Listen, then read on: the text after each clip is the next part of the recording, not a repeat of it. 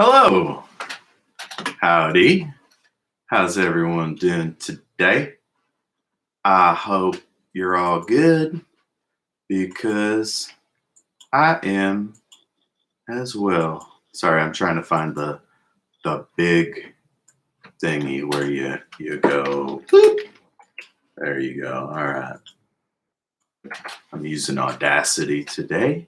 Oh, I want to make sure I turn off a certain thingy. There we go. Can you hear me? I don't know.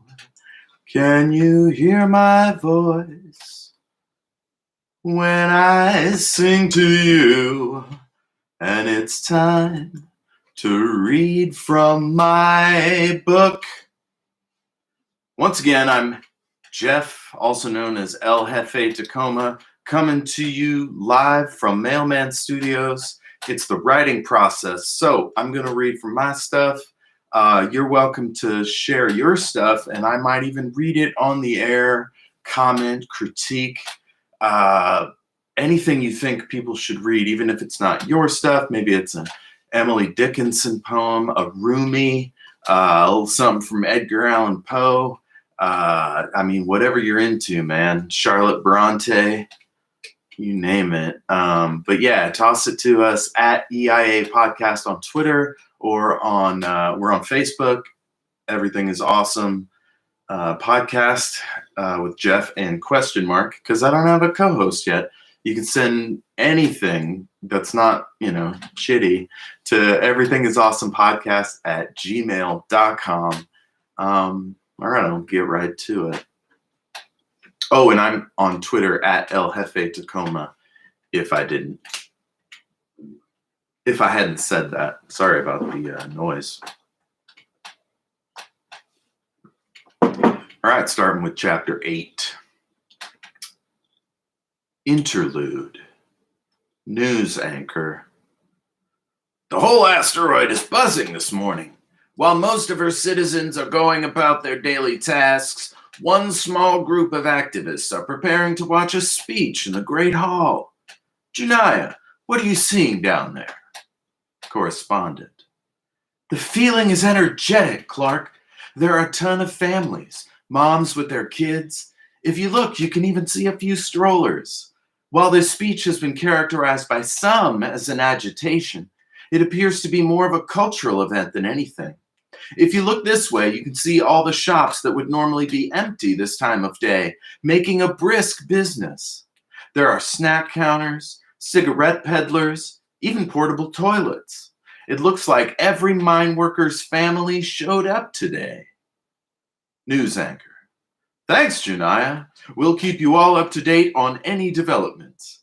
When we come back from the break, we'll tell you about a local business that's got some customers pretty steamed. So every once in a while, to reset, I'll probably do a little news thing. My first entry into communication study, I mean, other than creative writing or whatever, but into the art of showbiz, I learned about commercial, how they get into your head and how to spot, the lies that commercials tell, or like the fears and desires they prey on. And now marketing, you hear the word all the time. So many people can't afford to be journalists, so they become marketers or promoters or whatever. And then you become a producer in film business, and you become an executive, like whatever. It's this whole pipeline of assholes. No offense.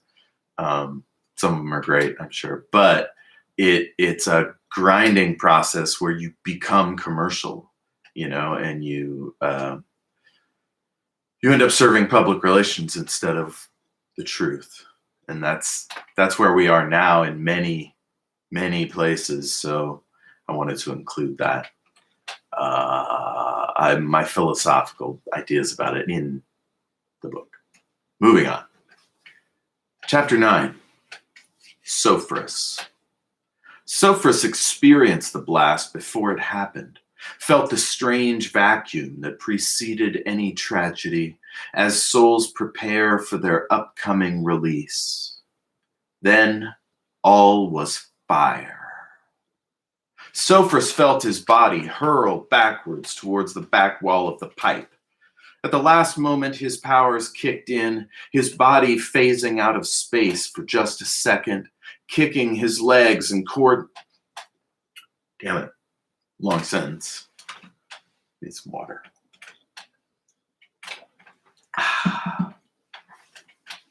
At the last moment, his powers kicked in, his body phasing out of space for just a second, kicking his legs and contorting as he jumped from one dimension to the next. With a burst of conjured air, he tumbled sideways, phasing back into reality as he surged down the length of the burning pipe. The force of the blast propelled him at least 30 feet, deep into the walls of the cavern. The heat drew all the oxygen in the pipe into its maw, which would have surely suffocated him had he not been wearing a respirator. He remembered experiencing a faint touch of confusion when he was fastening it into place, as if some higher force had nudged him to do it. Sophros Selene was not one to question such urgings. It was a good thing, too, for without the respirator, he would surely have expired.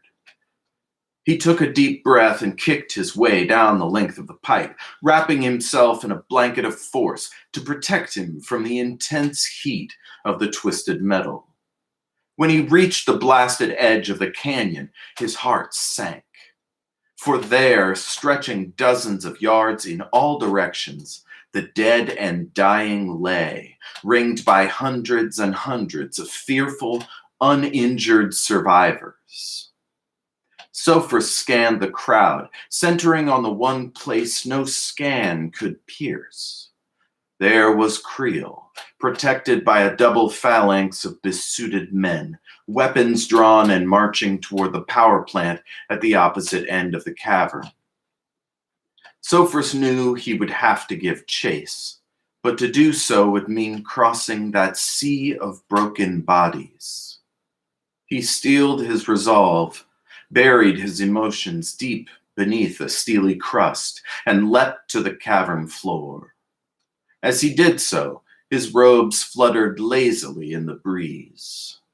The drop would have killed a normal man, but he was no normal man. He was Mistral, and he had murder on his mind.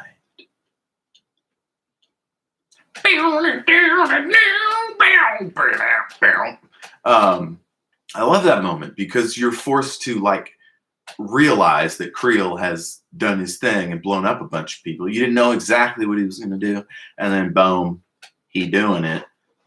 So that's pretty cool. Or not. I mean, it's terrible. It's horrible. Women and children. As a union man, I felt like it would be interesting to show what happened during the Gilded Age to union organizers and their families. This is kind of a comment on where we could go very easily as a nation if we keep going down this road. It's 27, nearly 28 years after this great collapse. And I guess if you think about the great collapse being Great Depression 2, worldwide global unrest, climate change, just irreversible. I gotta get some more coffee and shit. I'll be right back. That's a lovely tune, Jeffy. Be right back.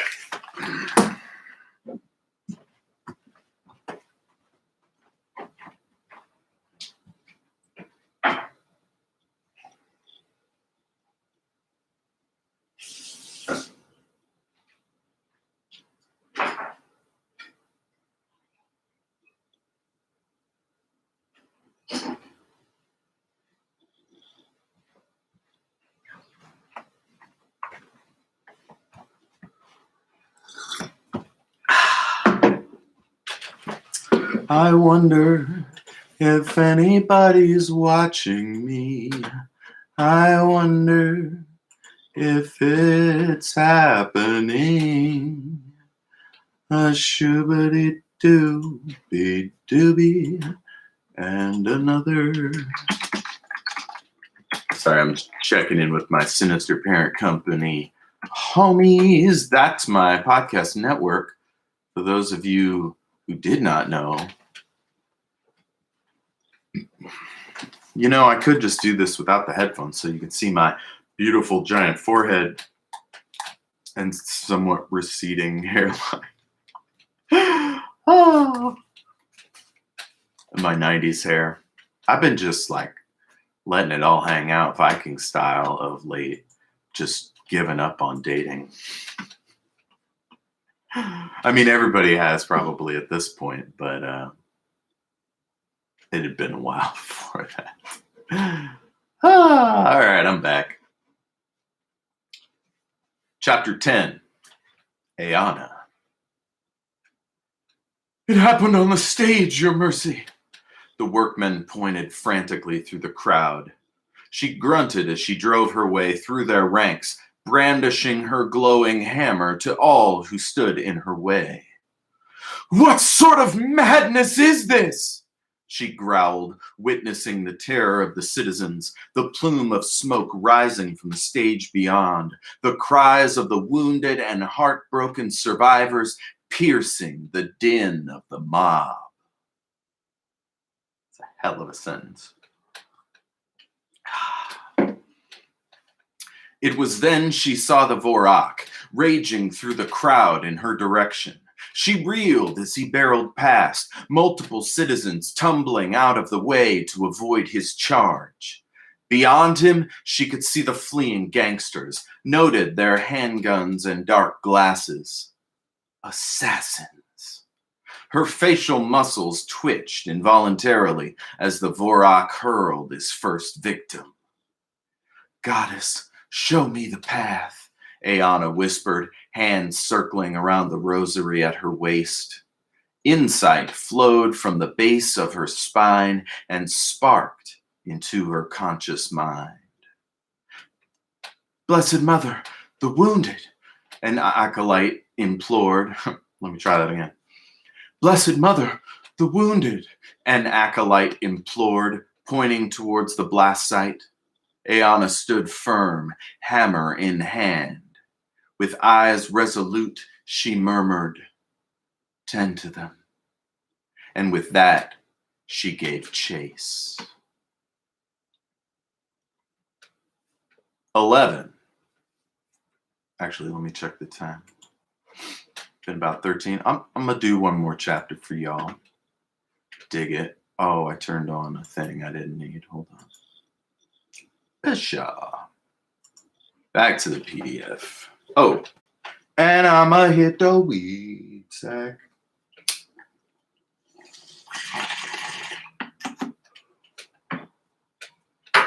Love to hear what you guys think about my work at El Jefe Tacoma on Twitter. Chapter 11, Grundle. Mister, please, I can't find my mommy. Grundle held what was left of the little girl as the blood drained from her body. He scanned the crowd, desperately looking for her mother, but all was death. His eyes glazed over as he took in the scene. While he wasn't looking, the little girl died. As his eyes began to mist over, he realized her tiny fingers were pressed hard against his chest. He felt something slide, her bloody doll slipping down beneath his gore-soaked shirt. A precious gift.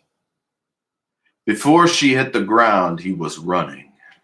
He shoved the doll into one of his pouches as he cleared the screaming crowd, each booted foot cracking the earth, his heavy leather gear sacks forming a rudimentary shield between he and the sea of poverty-stricken citizens, each one hoping none of the many corpses near the stage were one of theirs.